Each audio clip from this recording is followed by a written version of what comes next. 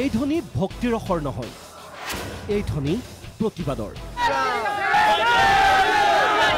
শ্ৰীৰামৰ ধ্বনিৰে ৰাজপথত প্ৰতিবাদ একাংশ লোকৰ, কাৰণ ভগৱান শ্ৰীৰামক অপমান।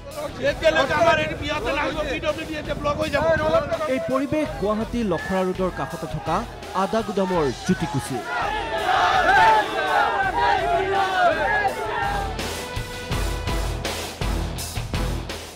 সোমবাৰে অসমলৈ আহিব কেন্দ্ৰীয় গৃহমন্ত্ৰী অমিত শ্বাহ। চাইকেল ফেক্টৰীৰ পৰা লাল গণেশলৈ বিশাল ৰোড শ্ব' কৰিব গৃহমন্ত্ৰীজনে, অৰ্থাৎ এই পথছোৱাৰেই আগুৱাব গৃহমন্ত্ৰীৰ সমদল। তাকে লৈ তৎপৰ প্ৰশাসন। শনিবাৰে নতুনকৈ ৰং দিয়া হৈছিল পথৰ কাষত, কিন্তু তাৰ মাজতে লাগিল অথন্তৰ। পথৰ কাষতে থকা প্ৰভু শ্ৰীৰামৰ প্ৰতিচ্ছবিত দুৰ্বৃত্তই সানিলে ক'লা ৰং, আৰু তাৰ পাছতেই ক্ষুব্ধ হৈ পৰিল স্থানীয় ৰাইজ।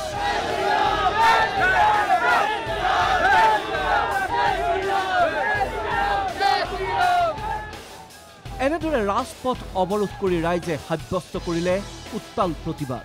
ৰামৰ মূৰ্তি যিটো কলা সানিছে, এনেকুৱা মানুহক চিধা হত্যা কৰিব নালাগে, বধ কৰিব লাগে। হত্যা মহাপাপ, হিন্দু শাস্ত্ৰ আমাৰ হত্যা আমাৰ কেতিয়াও হ'ব নোৱাৰে, কিন্তু দুষ্কৃতিকাৰীক বধটো কৰিব লাগিব।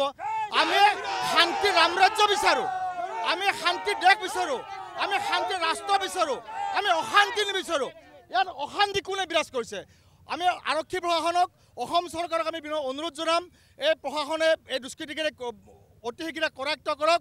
এই দুষ্কাৰ্য পথত ৰং কৰা কৰ্মচাৰীৰ বুলি অভিযোগ ৰাইজৰ। ৰাস্তা যে কলা ৰং মাৰিছে, কালি বগাটো মাৰি গেছে, আজি কলাটো মাৰিছে। এই কলা ৰংটো এইটো আৰু এইটো একে ৰং, এইটো আমাৰ একে কালাৰ, বেলেগে মাৰা নাই। আপুনি ৰাস্তা কালাৰটো মিলাই মেচিং কৰক, এইটো কালাৰ একে হয়, কি কাম কৰে? ইয়াতে কালাৰ কৰিছে ব্লেক কালাৰ, হেতু ৰাতি আহি মাৰিছে।